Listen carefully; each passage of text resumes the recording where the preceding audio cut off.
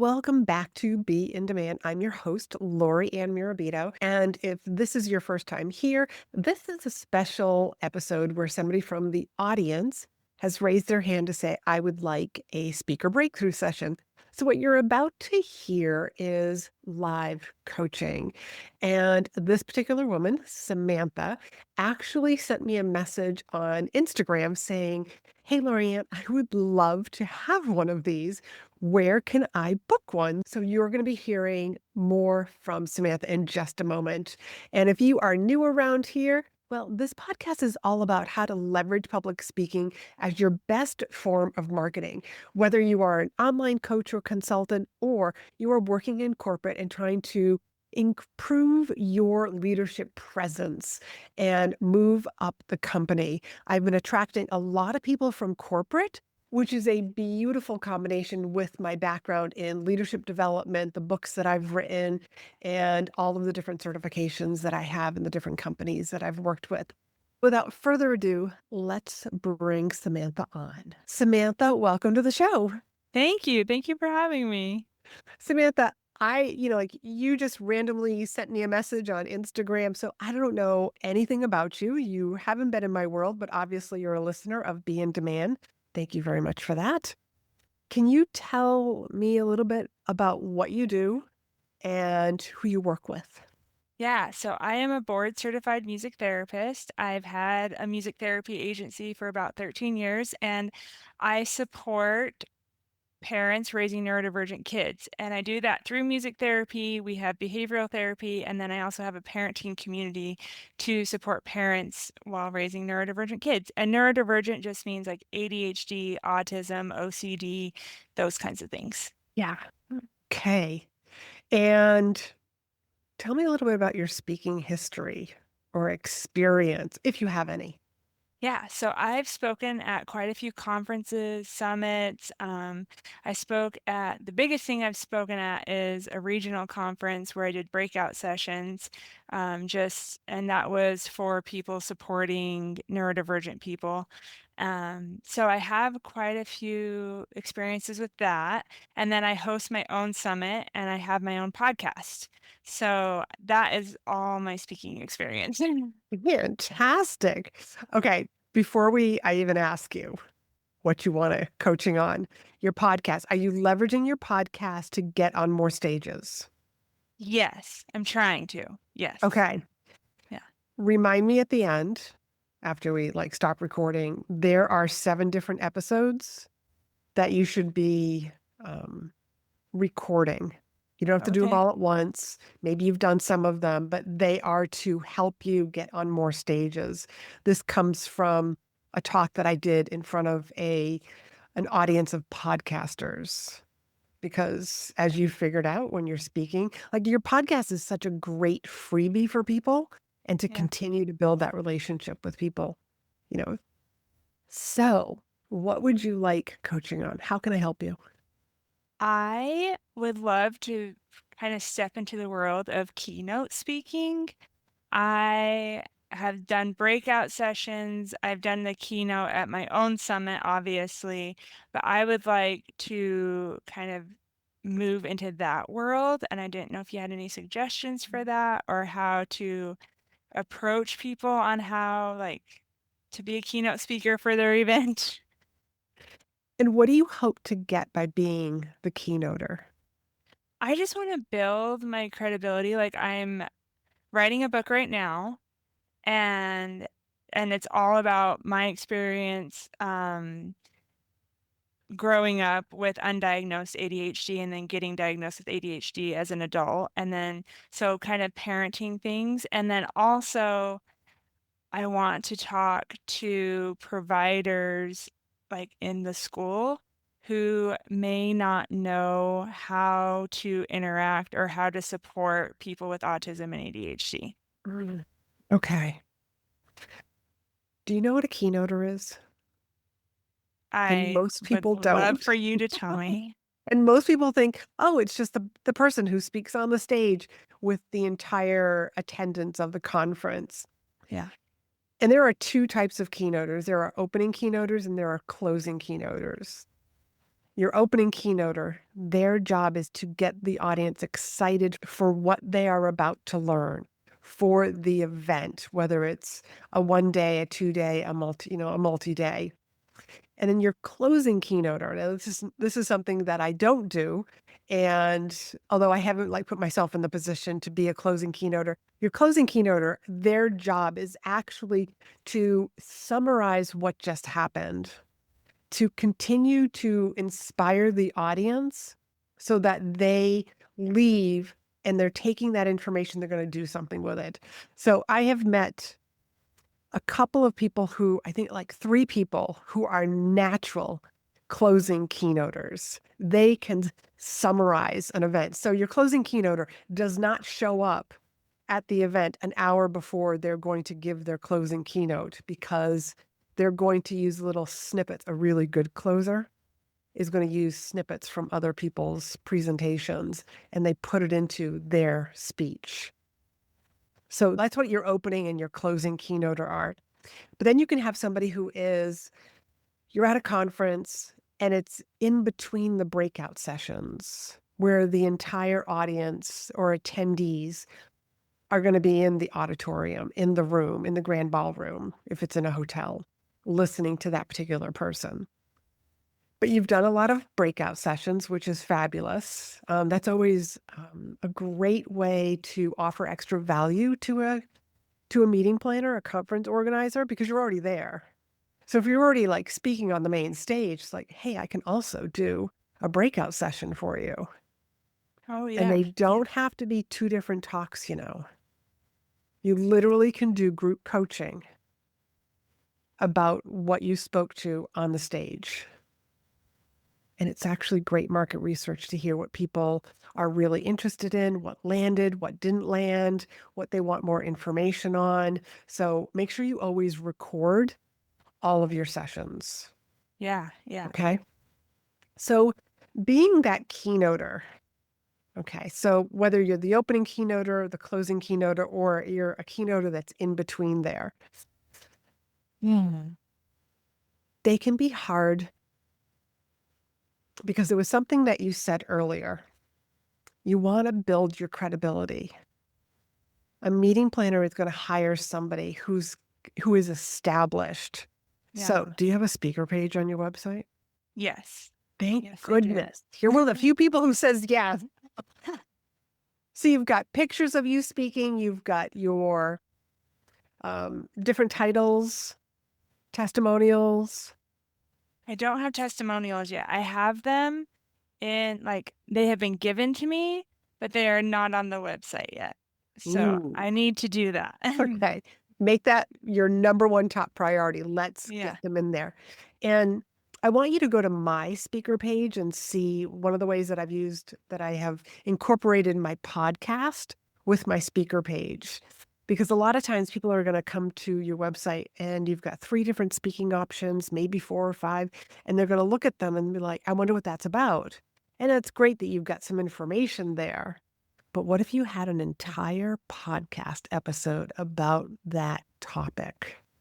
Oh, yeah. So that now the meeting planner, conference organizer can just hit play and listen to that episode right then and there. Or even if you were able to clip out different highlights from that episode so that people can just like dive a little bit deeper into what that's about. So I've done this, but you literally can. Here's one of my keynotes. Here's who it's perfect for. And you list off the different types of audiences. Here's what they would learn. And this particular keynote can be done in a 30-minute, 60-minute, half day, full day. You let them know what this can be used for. Yeah, that's smart. Okay.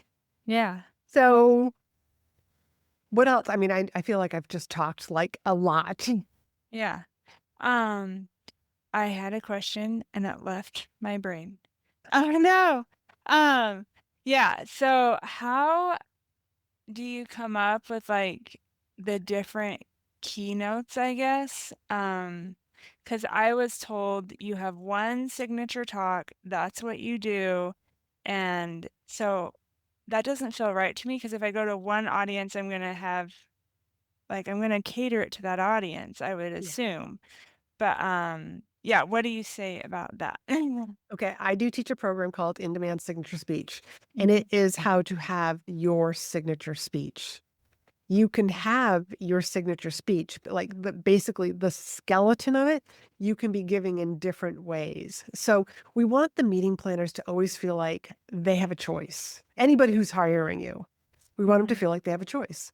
If you only had one title up there and somebody came there to your webpage and they read it and it didn't resonate with them, be like, oh, I guess we'll move on because I don't like that.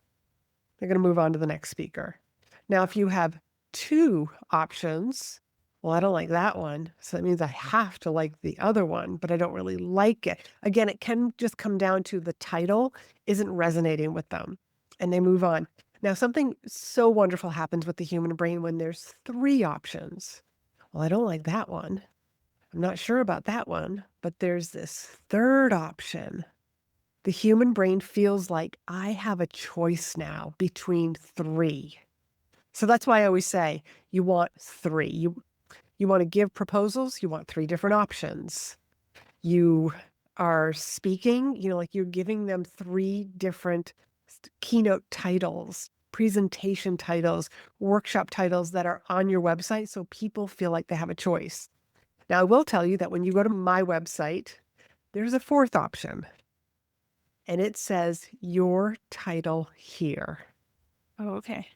because I want the meeting planners, conference organizers to understand that I am willing to customize a program for their audience.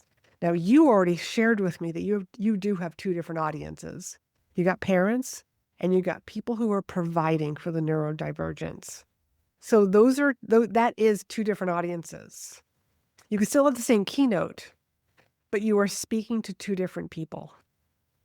Yeah. So right there are two different talks for you. Yeah, that's true. Okay. Cool. Yeah, So yeah.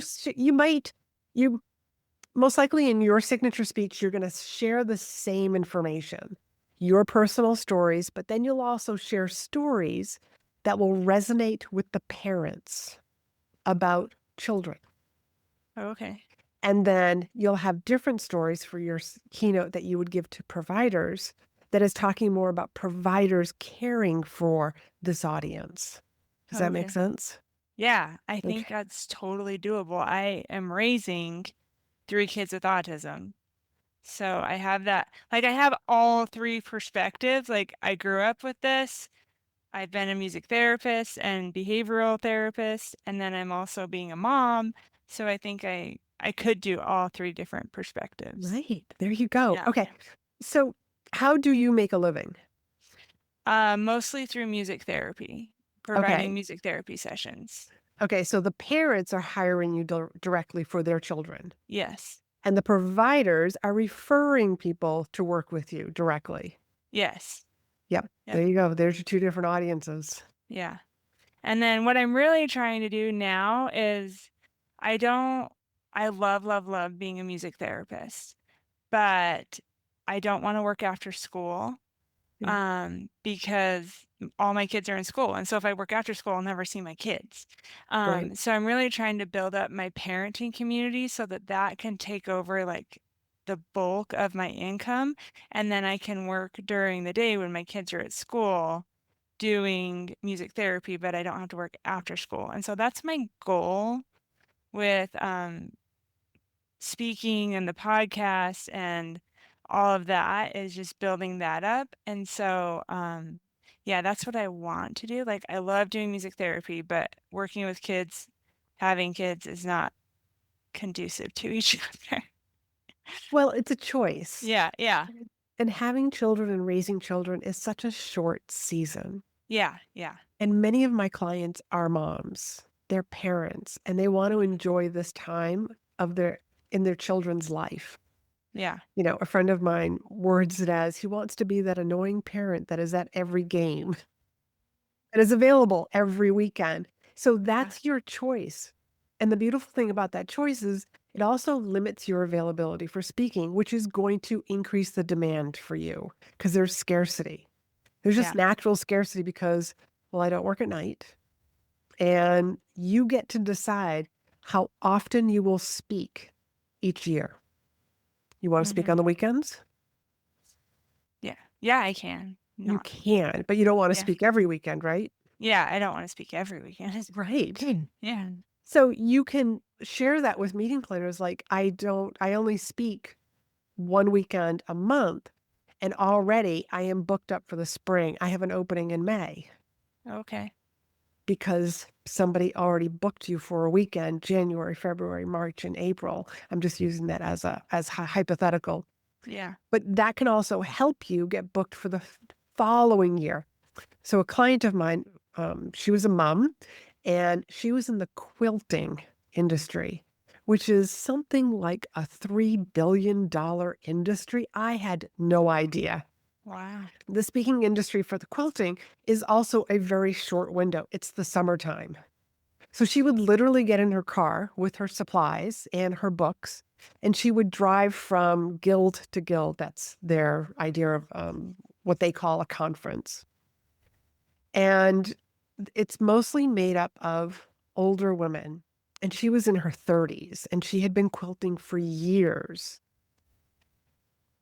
And I shared with her, like, well, then just get, like, if you're already booked, when they're calling you and asking you, like, refer them to the following year. And she said, it doesn't work that way, Laurie-Ann, in the quilting industry.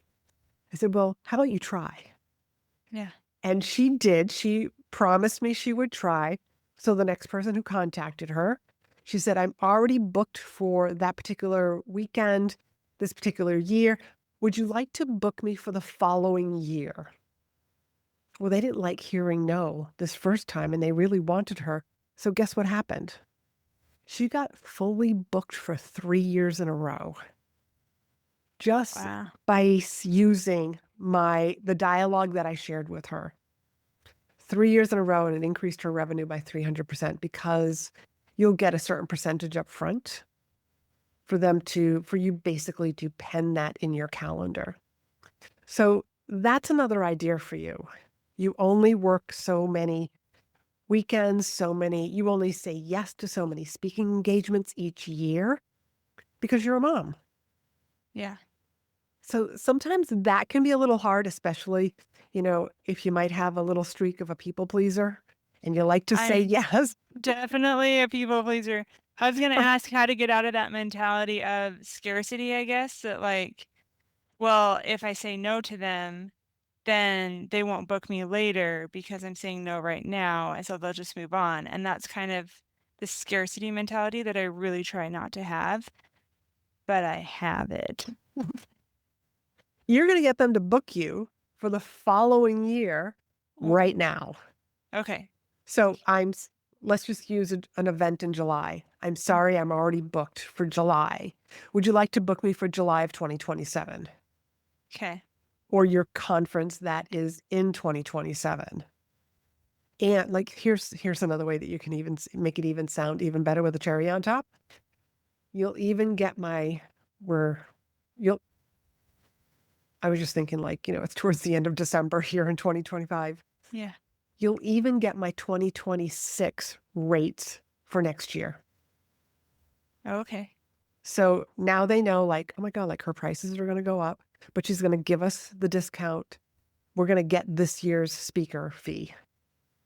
Great. Send over the contract. Yeah, that sounds awesome. So, how do you get over this? You got to do it. Yeah. You have to break the habit that you have of, well, okay, and we'll talk about it later. And like, you're just going to want to say yes. But that first time, you're just going to have to say, I'm sorry, I'm already booked. Yeah.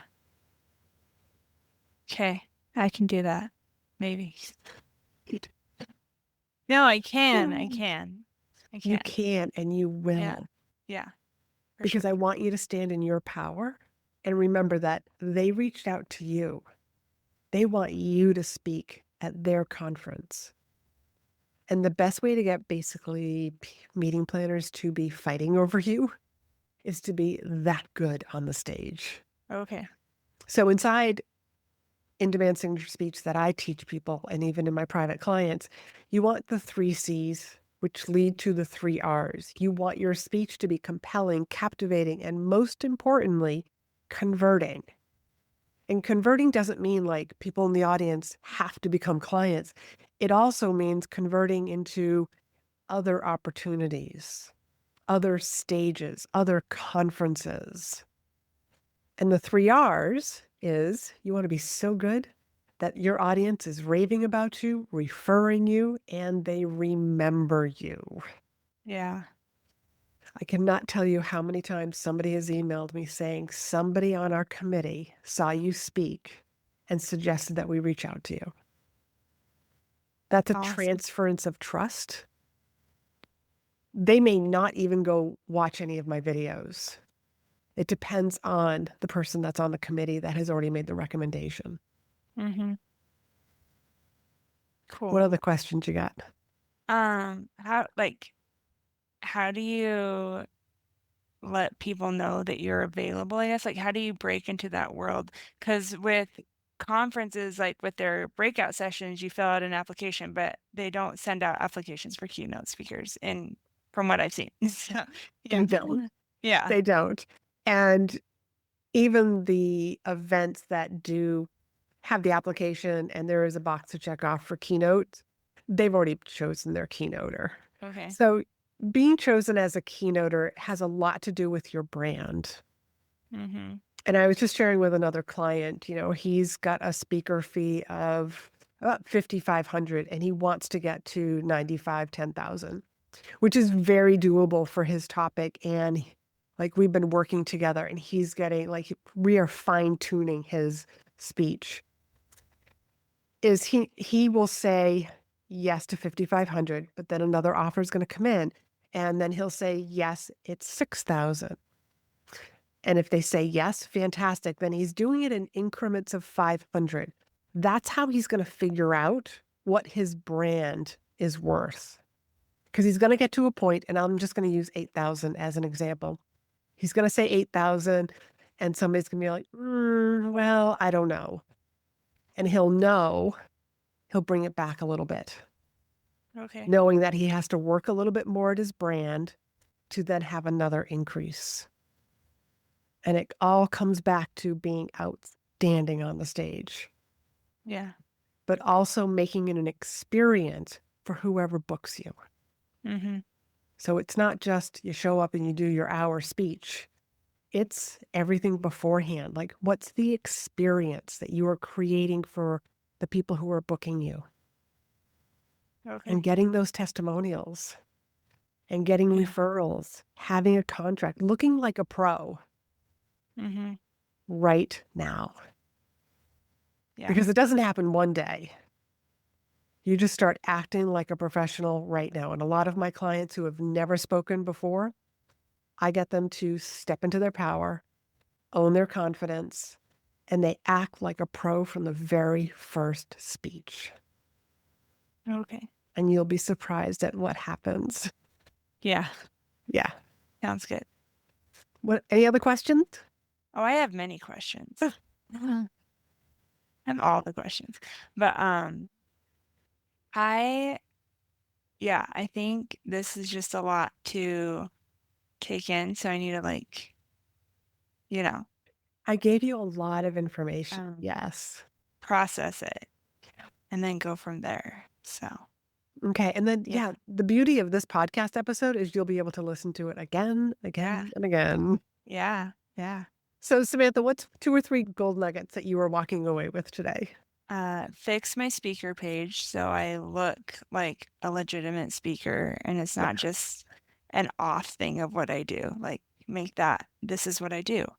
And then get the keynotes that I can do. So for the different audiences, do the 3 different options and actually get my name out there and approach people. And yeah, maybe not today because it's, you know, the holidays, but but yeah, that's kind of my plan is to get that all in line. fantastic. And make sure you listen to episode 197, which is the 7 essentials that your speaker page needs to have. Yeah. And I share with people, even in that episode, even if you're brand new and you don't have all these 7, it's something to work towards, Okay. like the testimonials. You're going to put the Mhm. testimonials on that page. Yeah, yeah, Yeah. for sure. Like, I And have glowing testimonials from the participants and from the hosts of the conferences, but they're not anywhere where people can see them, so I need to get them out there. tisk, tisk, tisk. Yeah. One other thing, like on my webpage, I have a page of testimonials. It's for coaching and also for speaking. And Mhm. so then I've just taken some of those testimonials, the appropriate ones, and I've also put some of them on the speaker page. Okay. But there's also a button for a meeting planner to like, hey, if you want to read more testimonials, click here, and it brings them over to that page. Okay. And I intentionally add every testimonial I've ever gotten, although I do still have a few more that I need to add myself because I want the page to go on and on and on. I want a meeting planner to feel safe when they book me to speak at their event that she's done this a lot Mhm. through the years. Okay. Okay. So 'Kay. you'll notice that when you go to my website. Yeah. Oh, that was the other thing. I was gonna go to your website and look at it to Yeah. see how you Yeah. do it, so. And where can people find you, learn from you, and follow you? Yeah, so I have my podcast, Every Brain is Different, and you can find that at everybrainisdifferent.com. It's on all the, Apple, Spotify, all the places. And then if you are raising a kid who is neurodivergent, I have my guide, The Ultimate Guide to Raising a Neurodivergent Child, and you can get that at everybrainisdifferent.com. So, Fantastic. yeah. Fantastic. Samantha, thank you so much for coming on to the show. And until next week, everybody, I want you to be in demand. And if you would like to book your very own speaker breakthrough sessions, stick around. Are you tired of hearing crickets on social media? Wondering where to get seen by the right people? Or frustrated with the growth of your business? Then the speaker breakthrough session is just for you. During this free 20-minute discovery call, I'll help you recognize where you're leaving money and opportunity on the table. You'll walk away with tips and a strategy to leverage speaking opportunities to get positioned as the expert, visible to the right people, and monetize your expertise. Book your call at speakandstandout.com/SBS for Speaker Breakthrough Session.